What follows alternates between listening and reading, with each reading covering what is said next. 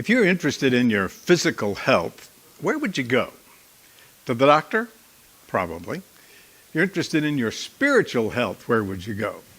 Church. So that's where you are.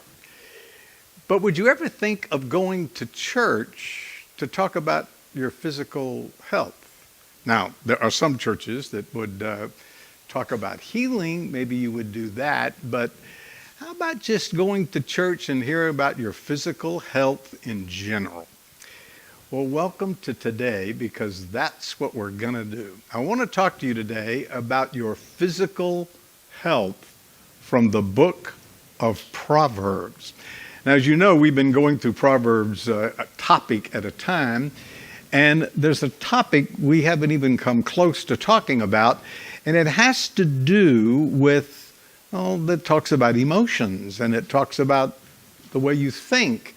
And then it talks about the effect of those things on the body. So I'm calling that the effects on your physical health. So what I want us to do is look at those proverbs that talk about those things that deal with our physical health. Now, before I do, let me mention one other thing.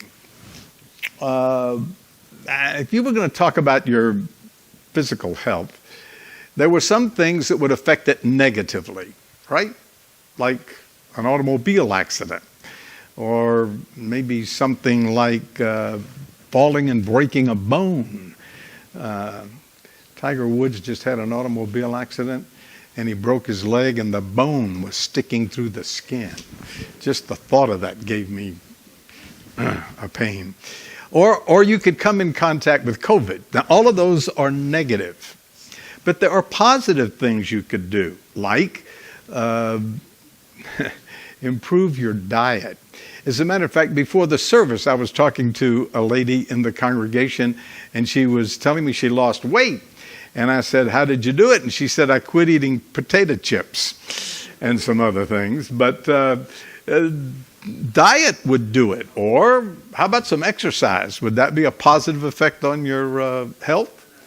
Or maybe getting more sleep. I think we don't pay enough attention to sleep. I think that impacts us more than we are aware of. It's restorative. The body heals itself while we're sleeping, according to a lot of people. So maybe we should improve our health by getting more sleep. Now, what I just did is talk about negative and positive things on your physical health. I want you to list some more things like that. What would you put on the list? Now, this could be endless, but you could list all kinds of things that would affect you, right? Proverbs talks about some things that probably wouldn't make it to your list. It talks about some of our attitudes, and those attitudes can affect us negatively, and it can affect us positively. So in going through all these verses in Proverbs, I'm going to divide it into those two categories: the negative and the positive effect our attitude has on our physical health. So the question is, what are those negative things that can affect us? And what are those positive things in the area of our mental attitude that can affect us? All right, with that in mind, turn with me, if you will, to Proverbs 17:22. Proverbs 17:22 says, "A merry heart does good like medicine." I'll get to that in a minute, later. But what I want to look at now is the last part of that verse. "But a broken spirit dries the bones." Now, if anything, this verse, as much as any, clearly indicates that as far as Solomon is concerned, there is a connection between a broken spirit, your attitude, your emotions, and your body, here called drying up your bones. So this verse is clearly teaching that a broken spirit can have adverse effects on your body. that one's inner life affects his physical well-being, that a broken spirit can zap you of your physical energy. You ever had that happen? You ever just had a great disappointment or going through a very difficult time and were down emotionally and it affected you physically? All of us have experienced that. Well, that's the kind of thing that this is talking about.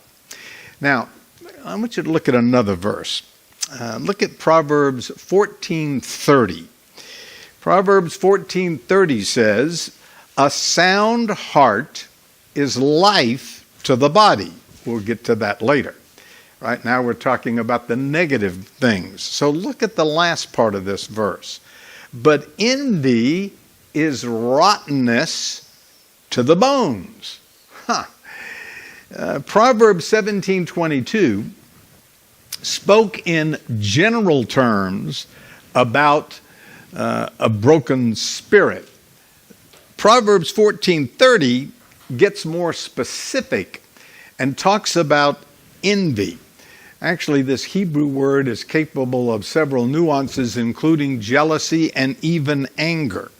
At any rate, this translation, the New King James translation, which I use, translates it envy. Envy is that ardent, aggravating desire to have or achieve what one sees in others. And according to this verse, it produces adverse effects physically. Somebody said envy eats like a consuming disease into the very bones and marrow of a man's life. So all I've done so far is just point out that these two proverbs are saying, in essence, that your attitude, whether it's your mental attitude, your emotions, can affect you physically. Agree? Now, I find, as a matter of fact, I was studying something else. I wasn't thinking about Proverbs, and I stumbled upon a New Testament illustration of this. Paul went to the city of Corinth, and he founded a church there. He then left, and through various means, found out that there were all kinds of problems in that church that deeply concerned him. Some were a general report, some were questions that they sent to him. At any rate, he heard that there were problems. So what he did is he wrote a letter. We call that 1 Corinthians. And he said some pretty stern things in that letter. And after he sent it to the church, he became concerned about how they would respond to those things that he said, those stern things. Now, he needed to say them. They should have been said. He just became concerned. So, according to 2 Corinthians, he was very concerned about that. So he sent Titus to find out how they responded. And then, and I'm getting this from 2 Corinthians, he went to Troas expecting to find Titus and to find out what the report was from the church at Corinth. When he got to Troas, he couldn't find Titus. And so the text of 2 Corinthians chapter 2 says that he had no rest in his spirit. No rest in his spirit. This is internal things going on, and he was disturbed because he was concerned about the believers in the church at Corinth. So he left Troas, and then he went to Macedonia. And when he got to Macedonia, he didn't find Titus. So he says in chapter 7 that he had no rest in his body, in his flesh, according to one translation. Interesting.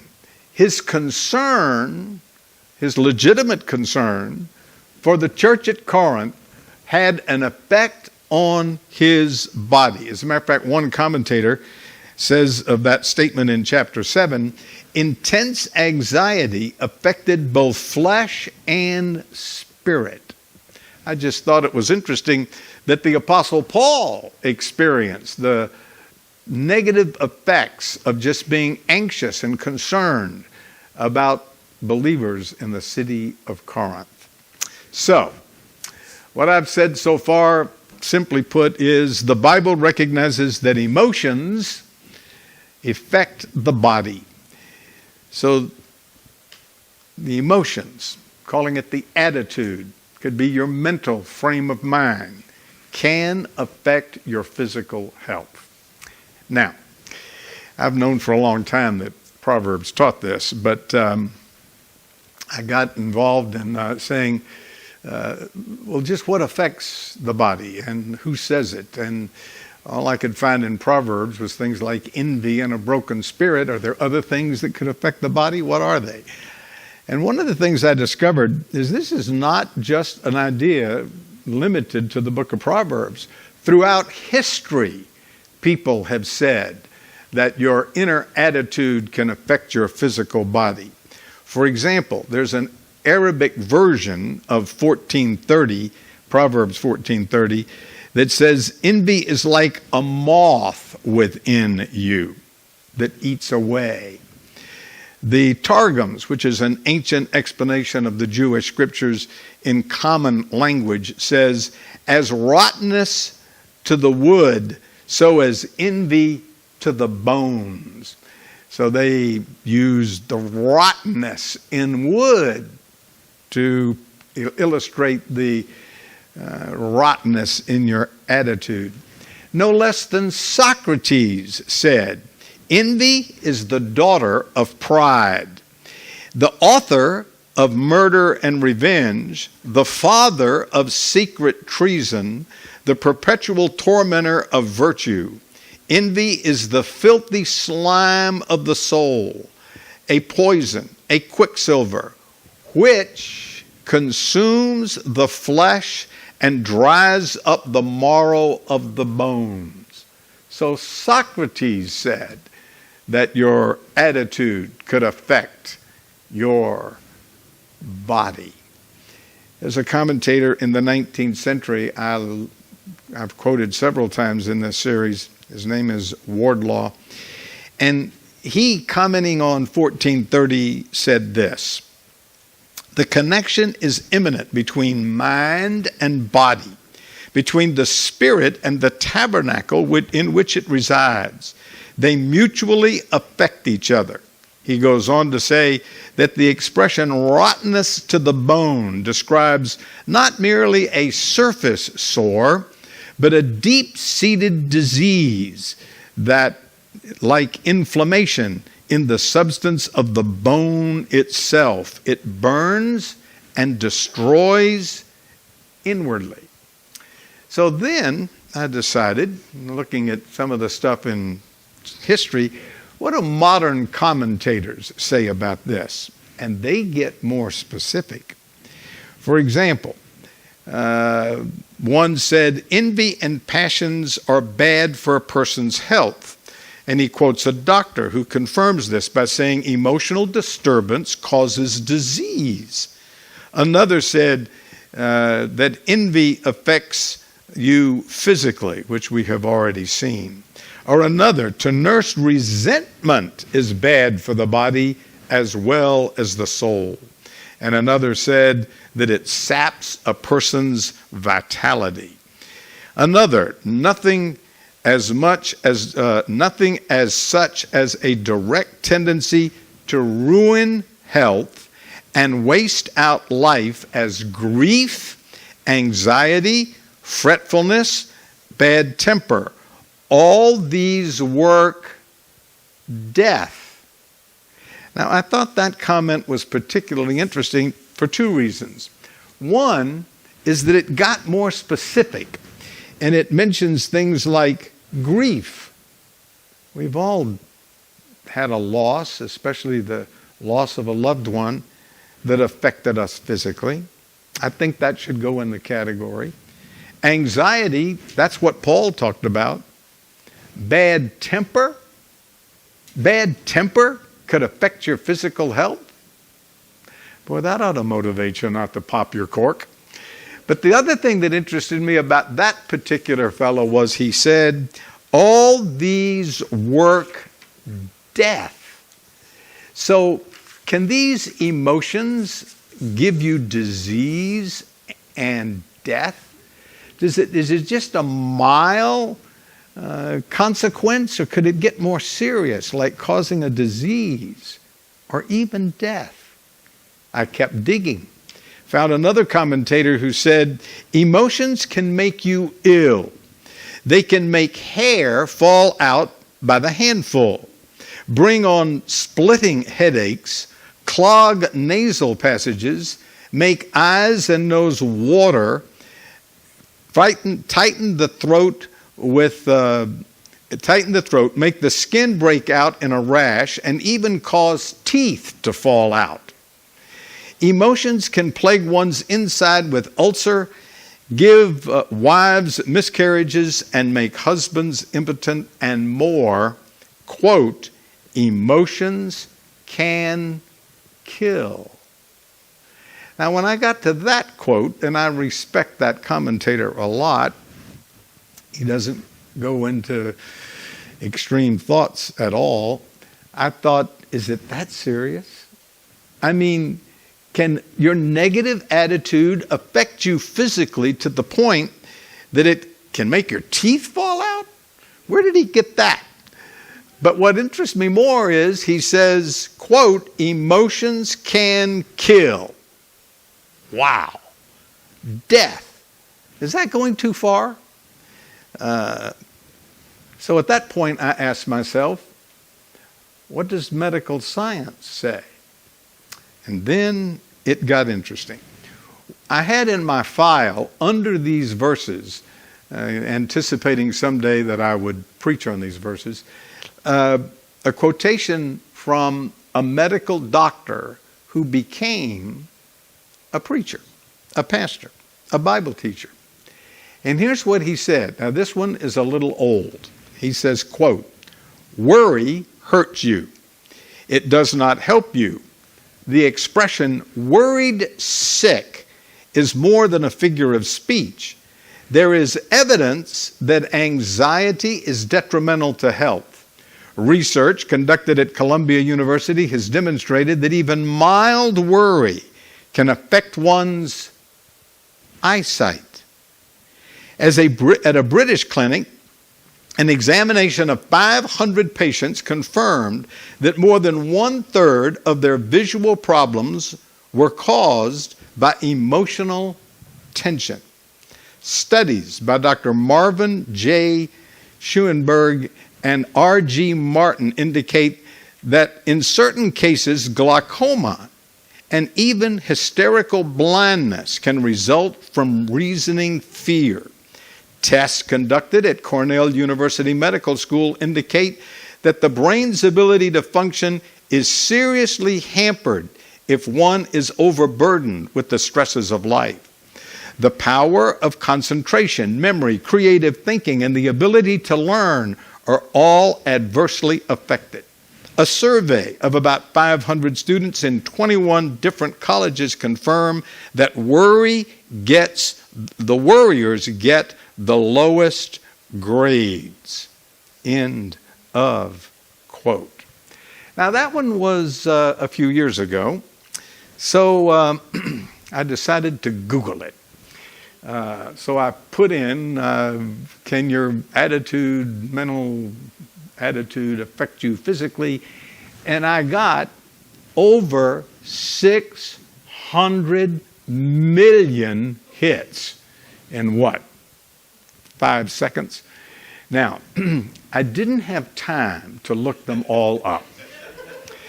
But what I did discover was this. A section on health at the University of Minnesota website says, quote, and this is current, negative attitudes and feelings of helplessness and hopelessness can create chronic stress, which upsets the body's hormonal balance, depletes the brain chemistry required for happiness, and damages the immune system. Chronic stress actually decreases our lifespan. Wow. Then it goes on to say that science has identified certain stresses in the DNA which cause us to, quote, age more quickly. Now, this is getting serious. It could cause death. I mean, can you really say that it can cause serious physical problems and even physical death? I mean, it just seemed to me that was a bit of a stretch. So I kept digging. Now, I then found the Cleveland Clinic. U.S. News and World Report puts out a report every year on the best hospitals, and they rank them. The Cleveland Clinic for the year 2020 was ranked as the second best hospital in the United States, and when it came to heart, the number one hospital in the United States. Now, if you know anything at all about the Cleveland Clinic, it has a world reputation. People from all over the world go there. It is an outstanding hospital. It's called a clinic, but it's a hospital. All right. Here is what the Cleveland Clinic said. Quote, "Many people have wondered before, is it possible to die of a broken heart?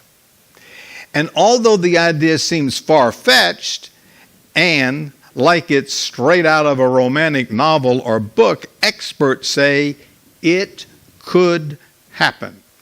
Oh yes, in fact, you can die of a broken heart, but it's extremely unlikely. It's called the broken heart syndrome, and it can happen when an extremely emotional or traumatic event triggers a surge of stress hormones.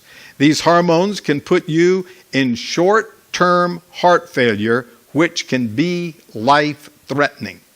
Strong negative emotions like depression, anger, and fear also have been linked to heart disease. How can grief initiate a heart attack? For reasons that we are not well understood, a person can experience a huge surge of adrenaline that can stimulate a heart attack. The heart muscle stops contracting and will appear to be a heart attack, and even when an electrocardiogram is performed.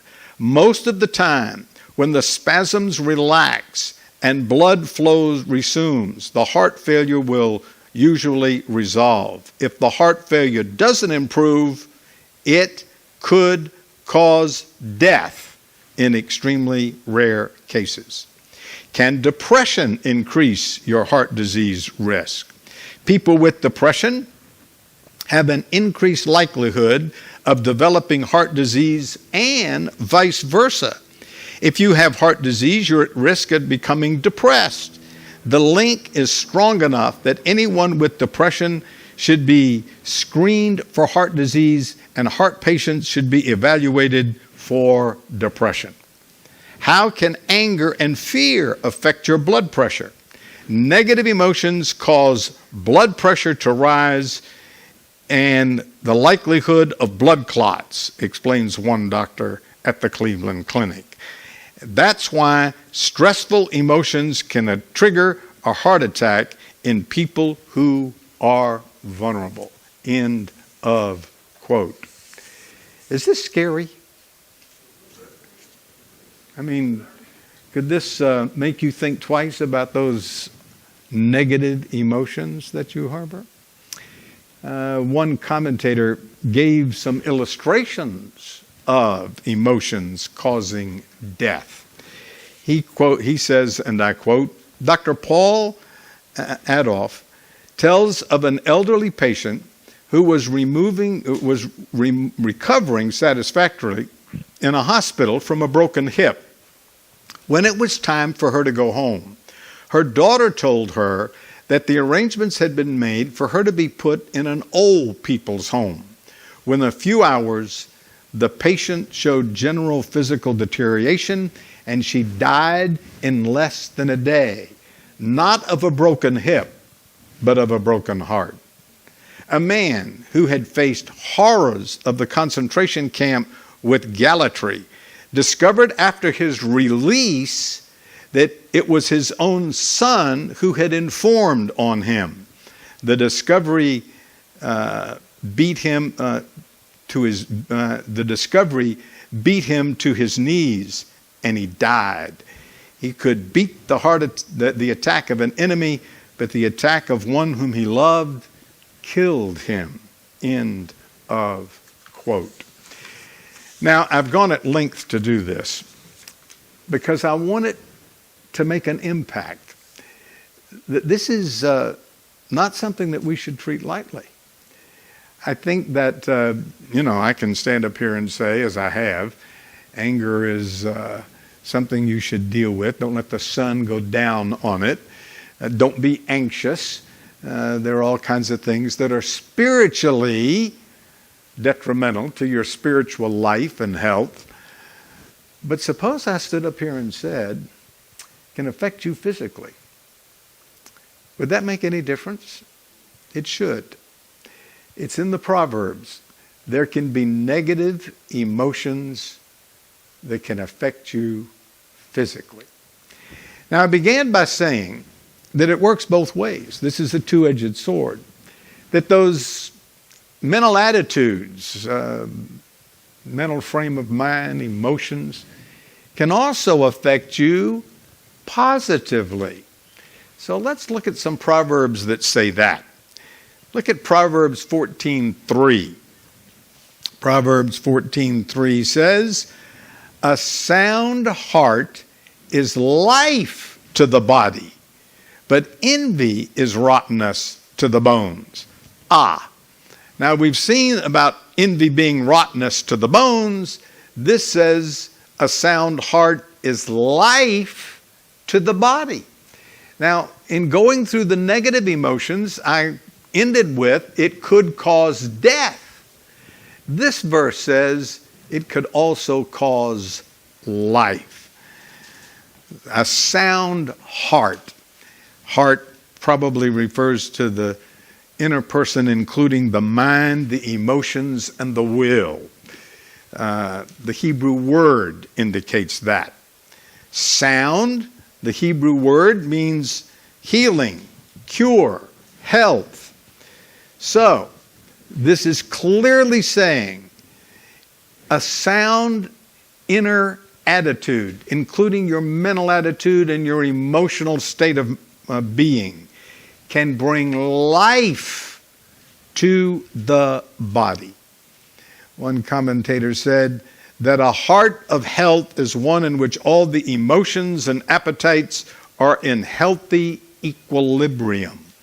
Another talked about a healthy disposition, and a healthy heart is a positive mental attitude and healthy emotions that bring life to the body. Or look at Proverbs 18:14. It says, "The spirit of a man will sustain him in sickness, but who can bear a broken heart?" Now, we've looked at the broken heart, but look at this. The spirit of a man can sustain him in sickness. It seems to me that, being a pastor for many, many decades, you see sick people who their attitude just was terrible. Some people are not happy unless they're unhappy.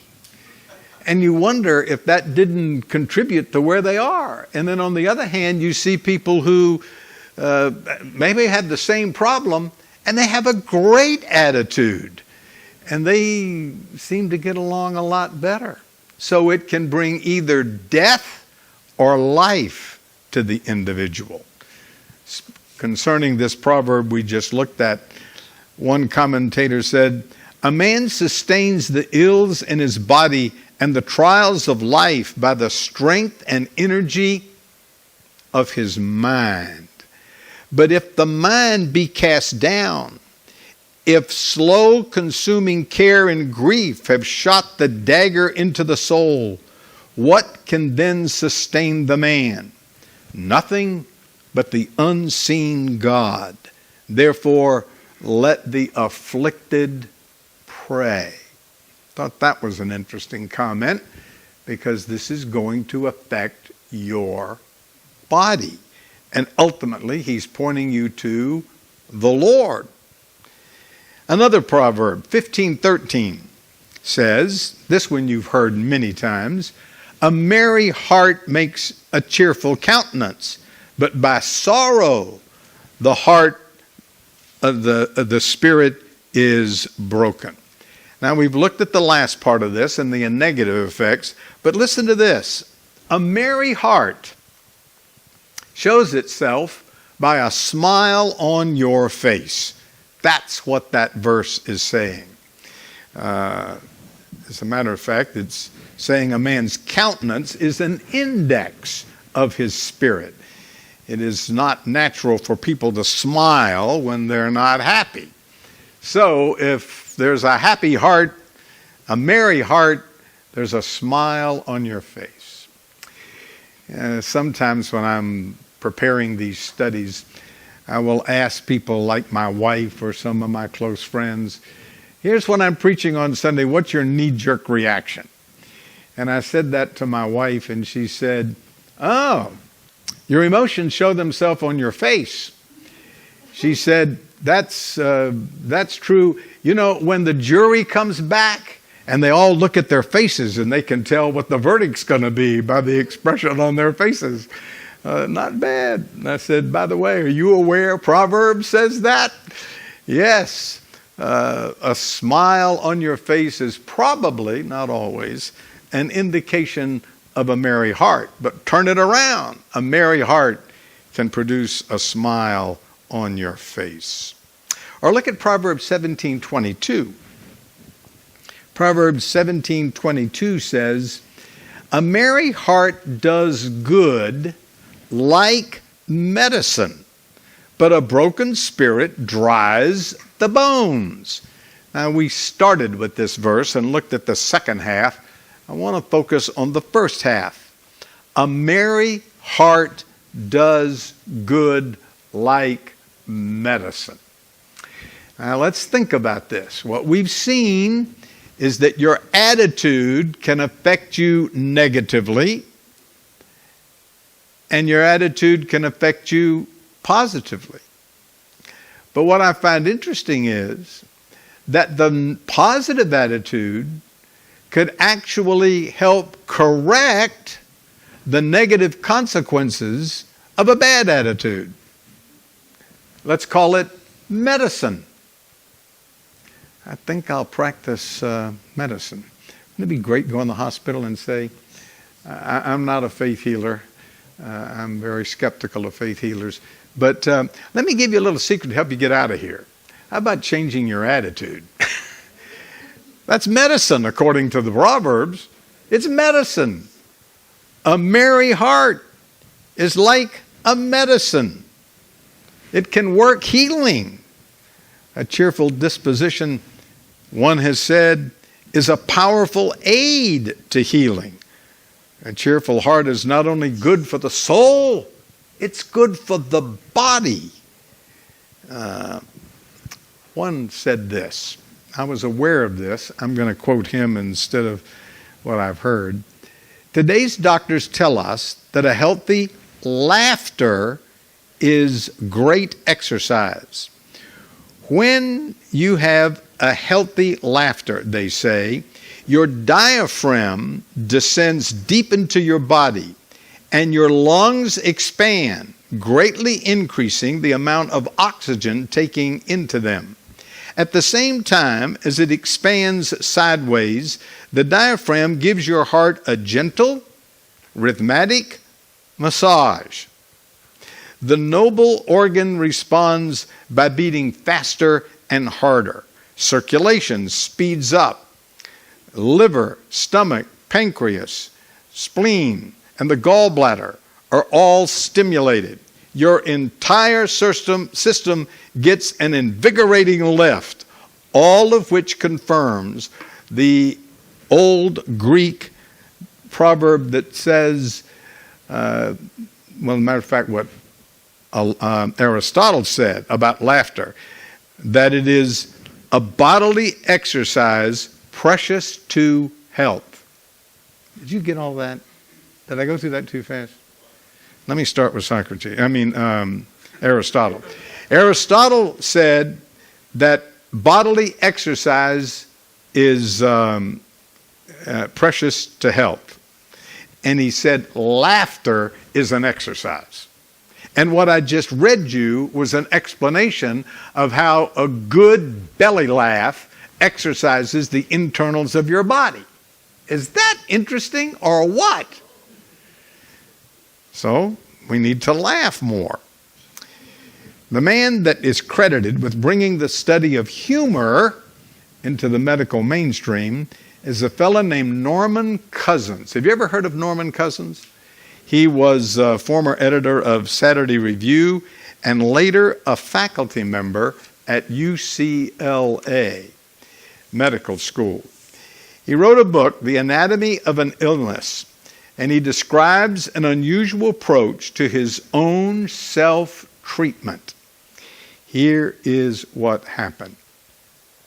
He developed a disease that was a rare type of arthritis that causes a lot of pain and stiffness in the spine. He determined that large dosages of vitamin C and a steady diet of watching his favorite Max Brothers movie and Candid Camera episodes gave him extended periods of pain relief. It became his quest to prove a biochemical link between laughter and fighting serious disease. There is a link between laughter and the levels of stress hormones and immune cell activity. Samples taken from subjects watching self-selected videotapes of comedy showed decreased levels of stress hormones and increased immune cell activity. Having a sense of humor doesn't mean knowing how to tell a joke. It is being able to see the humor in life. It is seeing humor rather than the horror. It is using humor to keep a positive perspective. So, we need to laugh. It's good medicine for your body as well as your spirit. One more proverb. 15:30. Listen to this. The light of the eyes rejoices the heart, and a good report makes the bones healthy.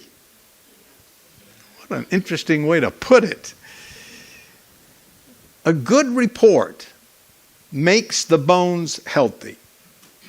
The light of the eye, referring to the twinkle in the eye, a smile on the face, can actually bring joy to the heart of someone else.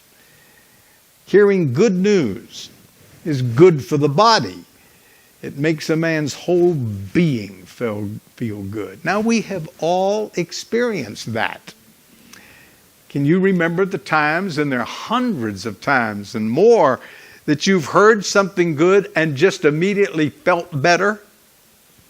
I think a classic illustration, at least for some people, is you have a favorite team and they're in a very important game, and the score goes back and forth and back and forth, and as it does, the tension builds up and up and up. And then all of a sudden, it's in the last minute of the game, and they make the winning score, and you just feel it physically. You're elated. You can jump up and down, but you feel it physically. That's a good report that made you feel better. So, this says The light of the eye, the twinkle of the eye rejoices the heart, apparently in other people. Matter of fact, I remember talking to a fellow once years ago who was going through some very tough times, including a divorce. And he said to me, matter of fact, when he said it, it struck me as a little odd, and it's how I remember it. He said, I walked in a store and a lady smiled at me and I felt better. And I thought, oh, you got to be kidding me. You're really desperate for something. If a smile makes you feel better. But you know it's true. This proverb says it's true. A twinkle of the eye and a good report can have physical effects. Now, earlier I quoted the Cleveland Clinic. I didn't finish the article. I gave all the negative things they talked about, and that's on their website. But here is the conclusion, very short. On the flip side, the Cleveland Clinic says, positive emotions can help people with heart disease live longer. People with strong social networks and close emotional ties to others have less heart disease and tend to fare better if they do develop heart disease. All right. The sum of everything I've said is real simple. The mind and the emotions can affect the body, both positively and negatively. Are we agreed? So what are you going to do with this? It's interesting, but what are you going to do with it? The way to avoid the negative emotions, negative effects of a negative attitude, is to enjoy the positive benefits of a positive attitude. Is that the conclusion? So just have positive thinking? Well, I'm going to conclude by making a suggestion.